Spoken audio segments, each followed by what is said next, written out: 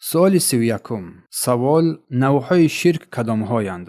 در اینجا در سوال 31 باب در بیان شناسایی به نوعهای شرک سوال می‌رود. می‌فرماید که نوعهای شرک کدام‌هایند؟ جواب: نوعهای شرک، نوعهای عمل‌های شرکی تقسیمات زیادی دارند.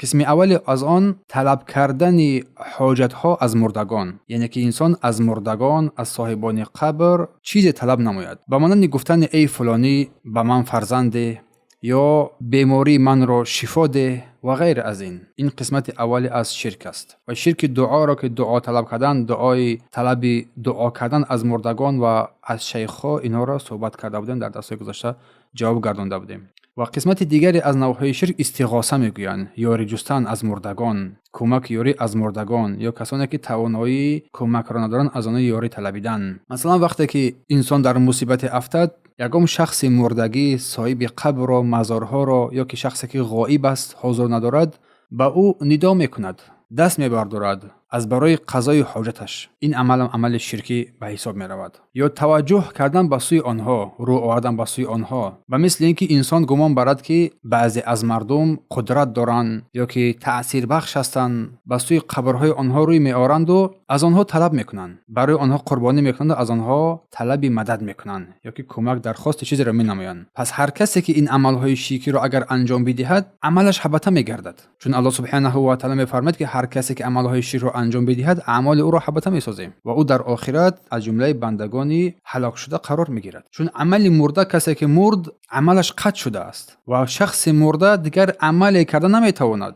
دیگر خلاص، دیگر وی از دستش کار نمیآید. او شخص مرده حتی برای خود فایده و زیان رساندن نمیتواند، چیزی است که به دیگران برای خود کاری کردن نمیتواند. پس اگر کسی از مرده یاری بخواهد، از مردگان طلب نماید یا از آنها شفاعت طلب کند، این نشانه جهالت است در فهم انسان. پس شافع یعنی شفاعت کننده کسی است که حق شفاعت به اجازه الله بر او داده شود در روز قیامت، نه مردگان. و مشفوع شفاعت کرده شده، کسی که شفاعت کرده می شود تنها با اجازه الله این داده می شود، صورت می گیرد، نه با اجازه هیچ مخلوقه.